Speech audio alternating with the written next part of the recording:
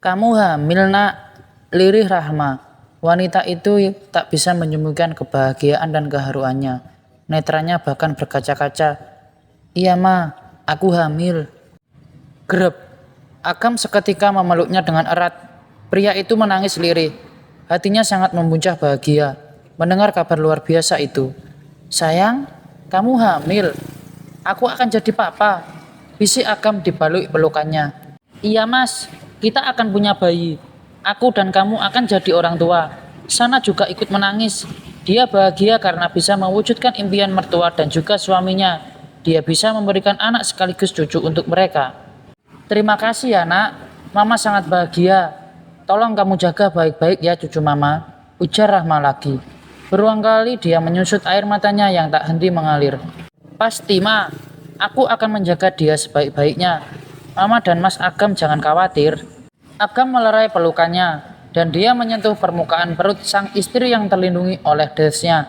Jemarinya bahkan gemetar, seakan masih belum mempercayai semua ini. Nak, ini papa.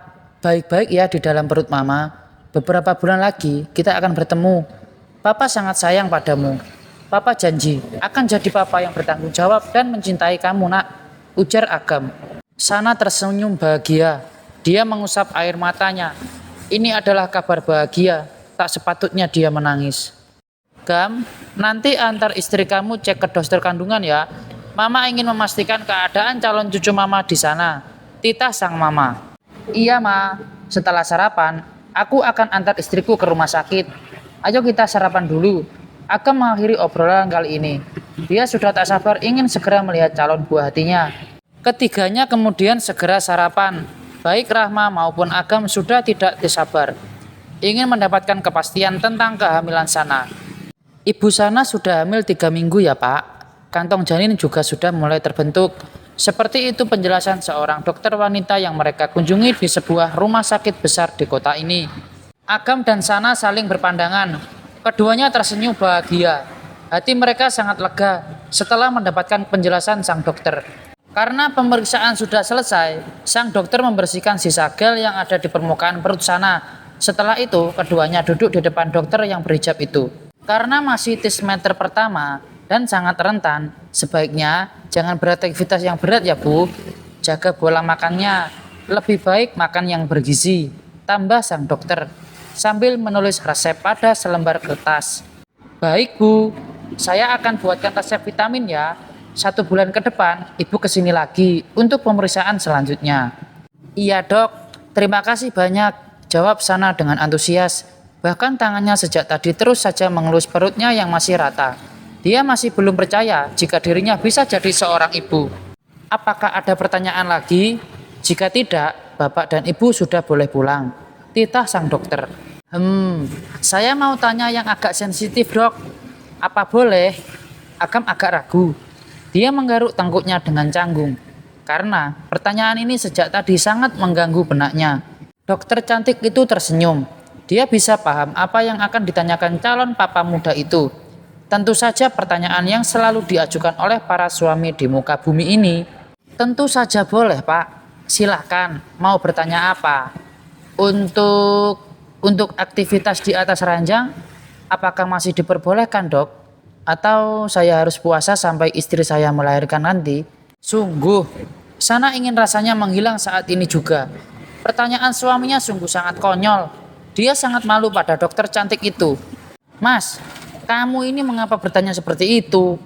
Memang kamu betah apa 1 tahun tidak mencangkul sawah? Lirih Sana. Dia tidak mau jika sampai ucapannya didengar oleh sang dokter. Tentu saja tidak. Agam menyahut dengan cepat. Jangankan 1 tahun. 1 hari saja, dia sudah kalang kabut tidak karuan. Sebenarnya sangat beresiko, mengingat kehamilan ibu yang masih sangat muda. Tapi jika bapak mau berhati-hati dan melakukan dengan lembut, saya rasa tidak apa-apa, asal ibu dan kandungannya nyaman. Baik dok, terima kasih banyak atas penjelasannya. Saya mengerti. Agam berbinar bahagia. Jawaban dari sang dokter membuat dia semakin bersemangat. Sama-sama pak, bu. Agam dan Sana segera pamit undur diri. Keduanya naik mobil dan tak lama kendaraan itu sudah meluncur di jalan raya, berbaur bersama para pengguna jalan yang lain. Aku antar pulang ya sayang, ujar Agam pada sang istri. Dia tidak mau melihat sang istri kelelahan bekerja. Tidak mas, aku mau ke toko saja. Tolak sana. Dia kasihan pada Erna karena terus bekerja sendiri. Sayang, bukankah kamu sudah janji akan cuti, tidak ke toko jika kamu sudah hamil? Agam keberatan jika sana sang istri bekerja. Dia bisa mencukupi semua kebutuhan sang istri, bahkan anak-anak mereka nantinya. Sana terdiam. Dia ingat janji yang dia ucapkan beberapa waktu yang lalu. Tapi saat ini dia rasa kesehatannya sangat bagus. Jadi tidak masalah jika harus ke toko. Toh di sana dia juga hanya duduk manis saja. Mas, aku nggak apa-apa. Walaupun aku hamil, tapi masih sangat sehat dan tidak masalah jika harus ke toko. Sana mengungkapkan keserasannya. Dia berharap Agam mau mengerti dan memberikan dia kesempatan bekerja. Sayang, aku nggak mau kamu kelelahan dan berakibat buruk pada kandungan kamu. Aku nggak mau kamu dan calon anak kita kenapa-napa. Mas, di toko aku hanya duduk saja. Aku nggak ngelakuin pekerjaan yang berat. Bukankah tadi dokter juga berkata seperti itu? Aku janji akan menjaga anak kita baik-baik. Sayang, tolong mengertilah. Mama pasti juga sangat keberatan. Bagaimana dengan Erna? Kasihan dia harus bekerja sendiri. Setidaknya beri aku waktu sampai mendapatkan teman untuk Erna. Sebentar lagi dia juga akan cuti cukup lama karena menikah. Agam menghela nafas panjang. Dia mengalah. Tak mudah untuk menentang kemauan sana yang keras. Baiklah, aku beri kamu kesempatan sampai Erna dapat teman ya. Aku akan tanya anak-anak, siapa tahu ada rekomendasi wanita muda yang mau bekerja. Terima kasih ya mas. Sama-sama, tolong jaga anak kita ya. Iya mas, pasti. Rahma tampak gelisah di rumah. Wanita yang tengah menonton televisi itu bahkan tidak bisa konsentrasi pada layar televisi. Dia menunggu kabar dari Agam dan Sana. Bagaimana hasilnya setelah periksa ke dokter? Karena didera rasa penasaran yang cukup besar, Rahma memutuskan untuk menghubungi Agam. Assalamualaikum, Agam. Waalaikumsalam, Ma. Ada apa? Agam bertanya di seberang panggilan. Kenapa bertanya seperti itu? Mama dari tadi menunggu kabar dari kamu, Gam. Bagaimana tadi hasilnya? Rahma sedikit kesal dengan jawaban santai Agam. Maaf, Ma. Setelah dari rumah sakit, kami langsung ke toko. Istriku ingin pergi ke toko karena kemarin sempat ambil libur. Ya ampun Agam, kenapa kamu tidak melarang menantu mama? Apakah kandungannya baik dan sehat? Iya ma, sangat sehat. Dokter sudah memberikan vitamin untuknya.